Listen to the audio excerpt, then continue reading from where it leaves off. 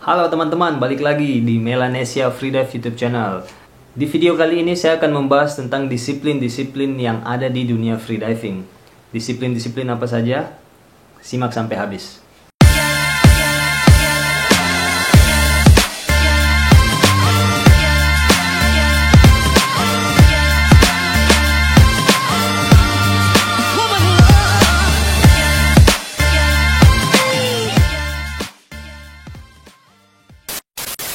Oke, sebelumnya buat teman-teman yang baru di channel Melanesia Freedive, perkenalkan nama saya Hendra Iriansa, saya AIDA Master Instructor.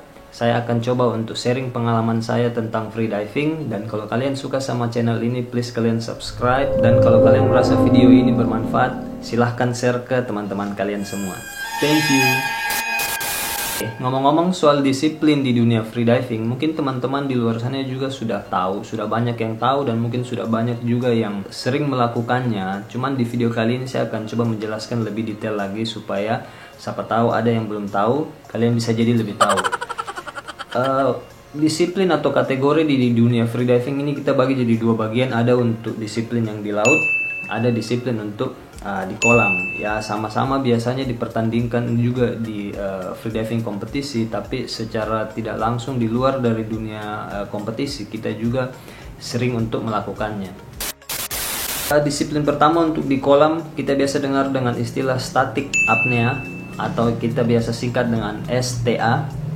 Oke, static apnea sendiri ini adalah salah satu aktivitas di freediving di mana teman-teman menahan napas di permukaan air, kepalanya di airways-nya ini ada di bawah permukaan air, tidak bernafas, tidak bergerak, dan silahkan menahan nafas sampai berapa lama kalian mampu.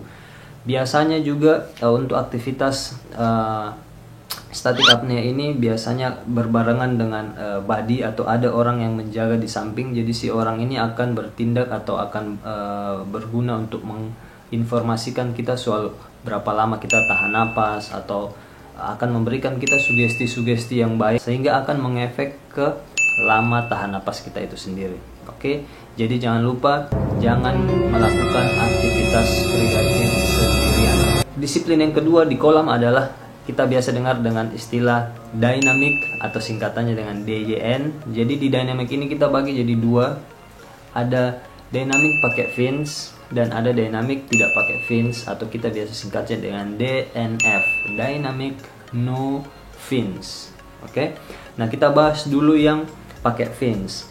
Zaman sekarang yang pakai fins ini sudah terbagi lagi. Ada yang menggunakan monofins seperti mermaid tails.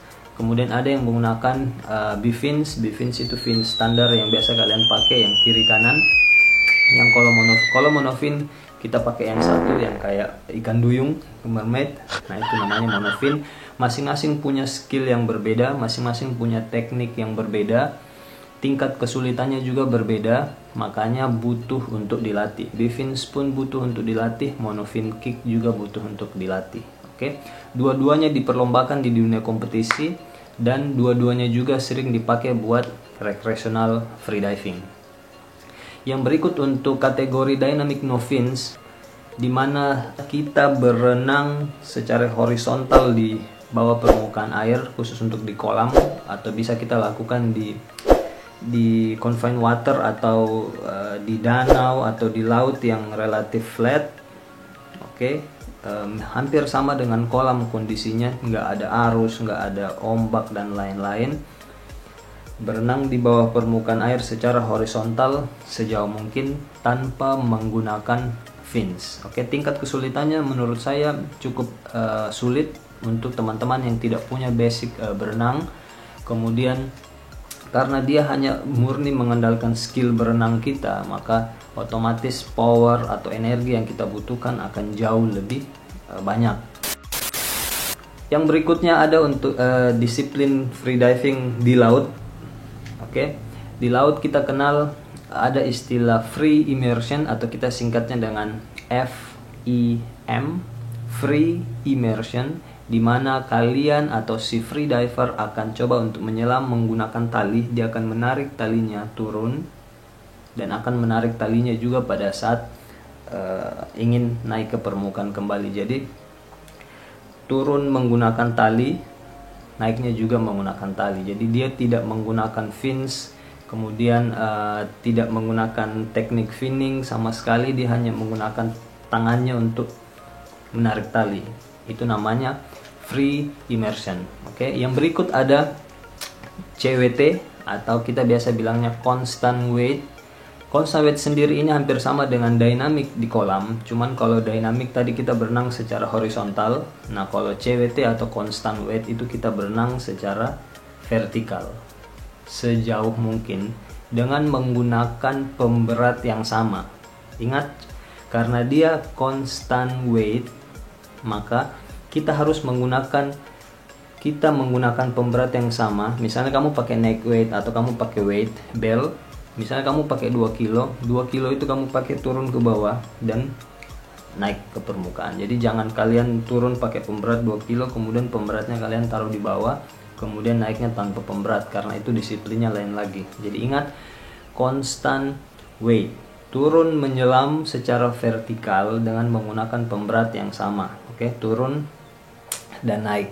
Oke, si CWT atau si constant weight ini juga terbagi menjadi dua, ada yang pakai fins, ada yang tidak pakai fins. Hampir sama dengan dynamic tadi. Kalau yang tidak pakai fins, kalau yang pakai fins atau constant weight with fins itu pun terbagi jadi dua, ada yang pakai monofins, ada yang pakai bifins, sama dengan di dynamic apnea. Yang berikut ada constant weight no fins. Jadi tingkat kesulitannya menurut saya tingkat kesulitannya menurut saya sangat sulit dibanding dengan constant weight monofin dan bifins. Si no fins ini akan lebih sulit karena kita akan menyelam masuk ke bawah permukaan air secara vertikal tanpa menggunakan fin sama sekali, tanpa menggunakan alat bantu peralatan menyelam sama sekali. Jadi murni kita hanya berenang, turun, dan berenang naik. Oke. Yang berikut ada variable weight. Variable weight di sini adalah kita menyelam secara vertikal dengan menggunakan bantuan dari pemberat. Oke, kita menggunakan bantuan dari pemberat untuk menyelam. Begitu sampai ke kedalaman yang kita mau, pemberatnya kita lepas dan kita naik ke permukaan dengan berenang. Bisa menggunakan monofin, bisa menggunakan bifin. Oke, jadi variable weight singkatannya VWT atau VWT, variable weight, menyelam secara vertikal menggunakan pemberat, kemudian begitu sampai di bawah pemberatnya kalian lepas dan naiknya dengan berenang.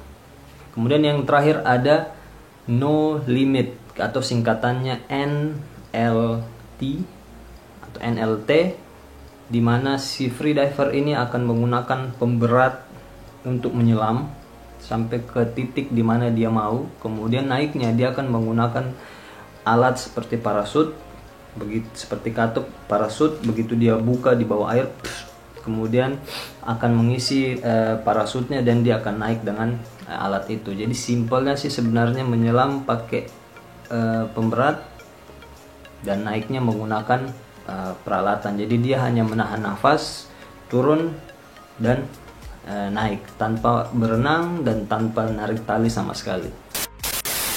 Oke, menurut saya seperti itu disiplin-disiplin yang ada di dunia freediving. Menurut kalian yang mana yang paling susah dilakukan, yang mana yang paling gampang dilakukan, dan yang mana yang menjadi favorit kalian untuk cabang disiplin yang di kolam dan cabang disiplin yang di laut?